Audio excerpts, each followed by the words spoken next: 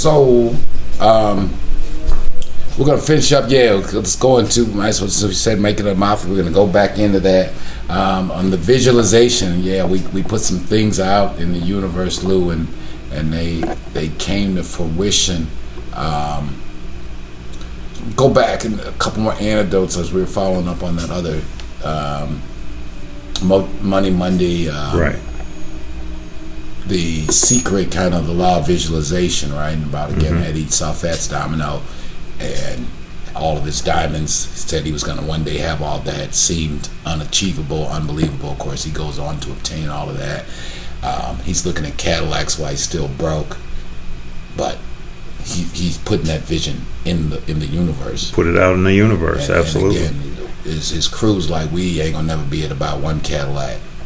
Well, Eddie had a vision, and as the newspapers would say, at one time he would have over 100 Cadillacs on the street. And again, he was a man of a vision, and his vision was so much even further ahead than his crew. Like the way he wanted to live, the fact that, and me and Pops were just talking, that I think what Eddie definitely realized too was, besides his father was an entrepreneur, so Eddie, didn't grow up poor. Eddie's father had money.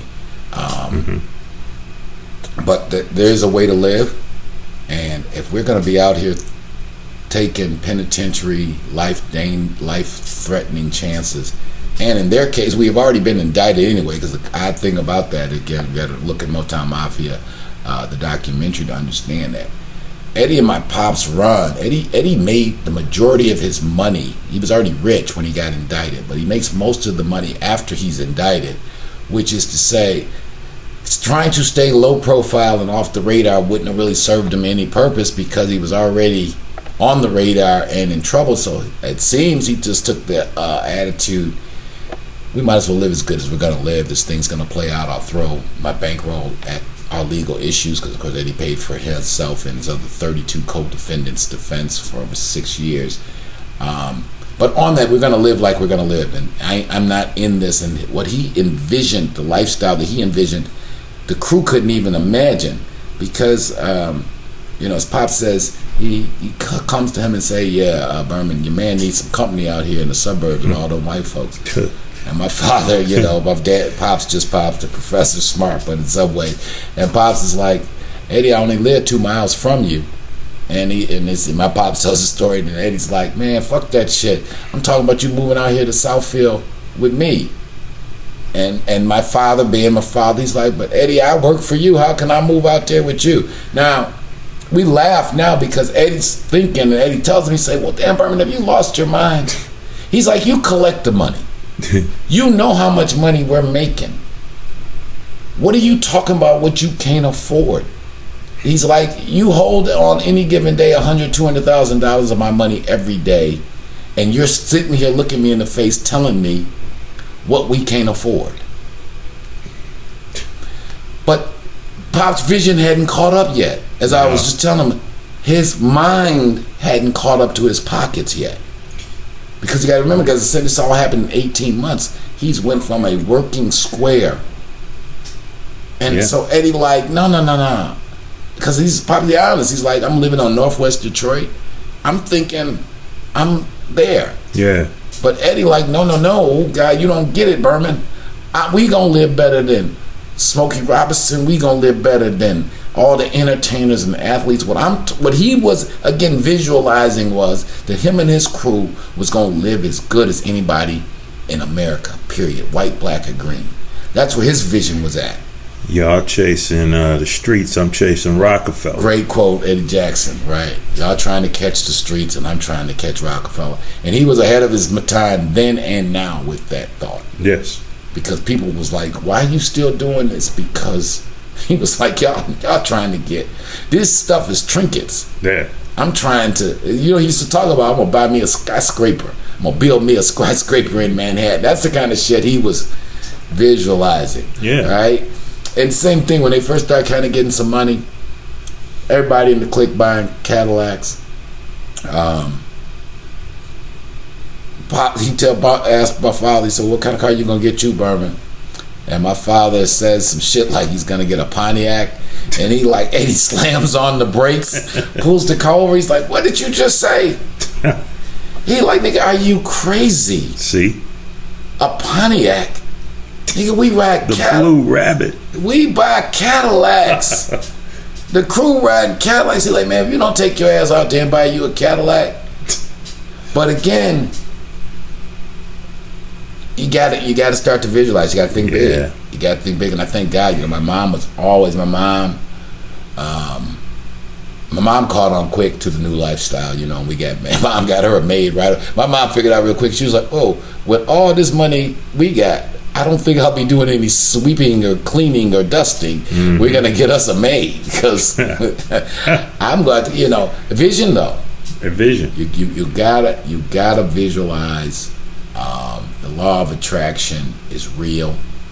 Thinking big is real. It takes the same amount of energy, fam, out there to think about how to make $100 as it thinks about how to make $100 million. What was that quote your friend Ben Horowitz?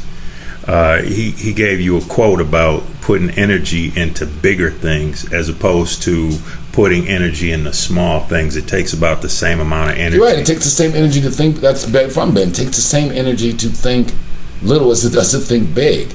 The same time and energy it takes to come up with a $1,000 business plan is the same time and energy it takes to come up with $1 million business plan. Or right? Or a billion. Don't limit yourself, people. No, because it's a big world out there, man. And again, in our community, again, that's why we're kind of using Eddie Jackson as an example, because he wasn't limited by the African American experience and what was obtainable financially, and how we could live. That's right. And then it transferred even to more things. Why there's no murder and mayhem associated with that clique? Because that wasn't part of the vision. Nope. The vision was to live good and get money. Yep. Not to be hurting people, robbing and stealing. Yeah. And so all of that, and again, we see what's going on, the recent demise of somebody who was in that lifestyle who unfortunately didn't have vision. No. And wasn't surrounded with anybody with vision. No, it's important. And that's why we have so many tragic stories in urban America, because the Bible says, my people perish for lack of vision.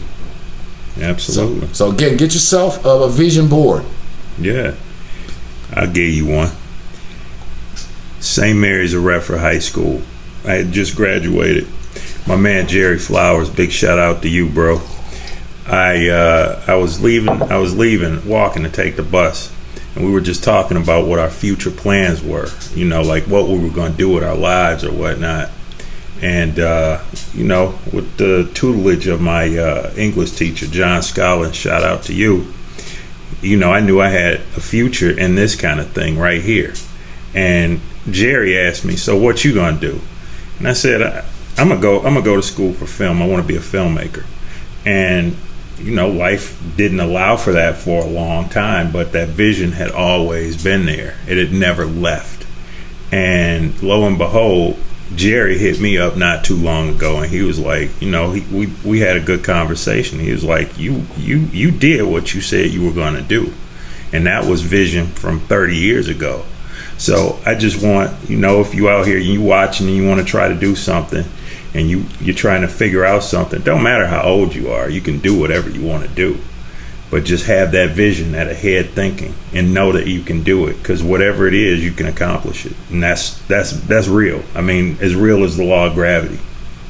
Facts. Make sure you guys are hitting that like, share, and subscribe button.